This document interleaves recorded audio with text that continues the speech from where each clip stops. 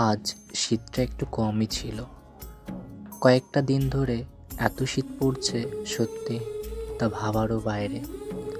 যাদের টিনের ঘর তারা অবশ্যই জানো, শীতের সময় সত্যি খুব শীত লাগে রাত্রেবেলায়। আবার গরমকালে দিনের বেলায় খুব গরম।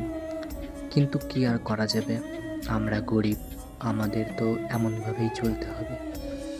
তারপর মাথায় আসলো, ভাইয়ের স্কুলের গ্রুপ থেকে মেসেজ এসেছিল যে স্কুলে যেতে হবে প্রত্যেকটা ছাত্রের গার্জেন। তার জন্য সকাল সকালই রান্না করতে চলে এসেছি।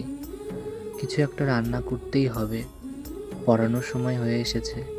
একটা দিদিভাই আমাকে কমেন্ট করে বলেছিল, ভাই তোমরা যদি সকাল সকাল রান্না করতে একটু দেরি হয়ে যায় তাহলে তুমি আর ভাই কিছু একটা খেয়ে নেবে, তারপর রান্না করতে যাবে। কিন্তু আমি কি করি বলো তো, আমার বাড়ির কাজ করতে হয়, তার জন্য আমি তো সকাল সকাল উঠে পড়ি। কিন্তু আমার ভাই তো উঠতে চায় না, ও তো ছোট। দেখো, সেদ্ধ ভাতও হয়ে এসেছে। তারপর দেখছি কয়েকটা ছাত্র পড়তেও চলে এসেছে। আজ বোধহয় তরকারিটা রান্না করতে দেরি হবে। যাই, সেদ্ধ ভাতগুলো নামিয়ে ফেলি। রান্নাঘর থেকেই ভাইকে ডাক দিয়েছিলাম, ভাই উঠে পড়, সবাই পড়তে চলে আসবে। দেখি কি করছে। এসে দেখি ভাই ঘুম থেকে উঠে পড়াতে শুরু করেছে, মাস্টার মশাই সেজেছে। তারপর ভাইকে বললাম, ভাই তুই তাহলে এক কাজ কর, যা উঠে ফ্রেশ হয়ে নে, তোর তো আজকে স্কুলে যেতে হবে। আমিও পড়িয়ে সারি, তারপর পড়িয়ে টড়িয়ে একটা তরকারি রান্না করব, তারপর দুই ভাই মিলে খাবো, তারপর তোকে নিয়ে স্কুলে দিতে যাব। তো পড়িয়ে তো ফেললাম। তারপর দেখো, ভাই তাড়াহুড়ো করে জামা প্যান্ট পরছে। খাওয়া দাওয়াটাও খুব তাড়াহুড়ো করে হয়েছে। তরকারি একটা নিরামিষ রান্না করেছিলাম, সেটাই খেয়েছি। জলের বোতল সবার প্রথমে আমি ওর ব্যাগে ঢুকিয়ে দিচ্ছি। দেখো, হাতের যে বোতামটা সেটাও লাগাতে পারছে না। কি করব বলো, ছোট মানুষ, ওকে সব কিছুই তো করে দিই, সবাই জানো। মা তো এর থেকে বেশি করে দিত।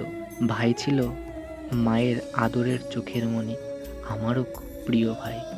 ভাইকে কিছু টাকা দিলাম আর ভাইকে সঙ্গে করে নিয়ে স্কুলে যাচ্ছিলাম, যেহেতু স্কুল থেকে গার্জেন ডাকা হয়েছিল।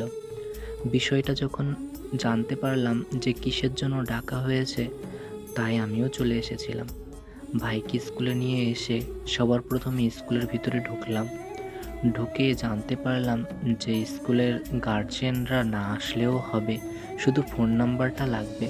কি একটা অ্যাপ চালু করেছে, সেই অ্যাপটায় কখন ছাত্র ঢুকছে কখন বেরোচ্ছে সেটা জানতে পারা যাবে।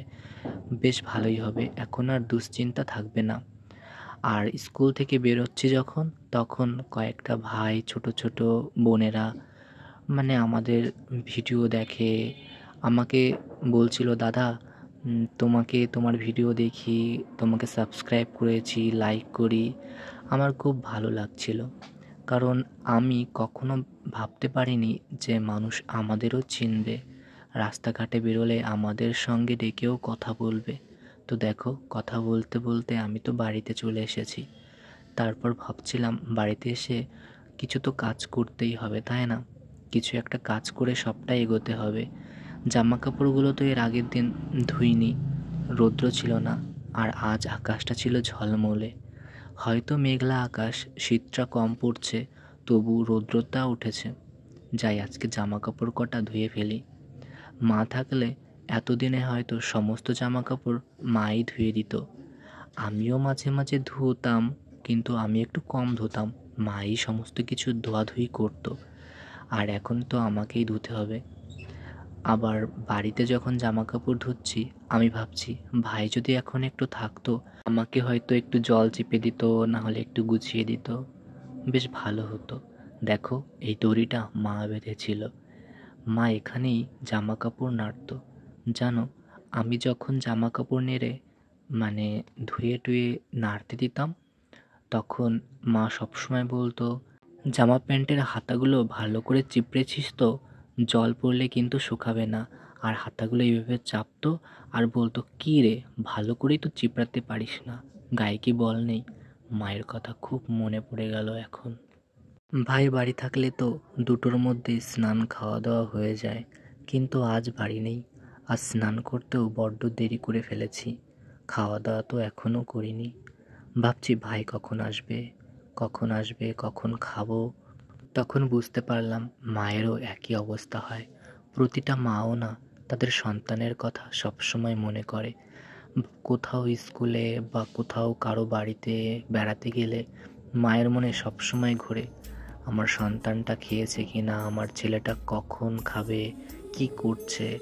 এই কারণে মা না কোথাও যেত না বাড়ি থেকে, সবসময় আমাদের চিন্তা করত, ভাইয়ের চিন্তা করত।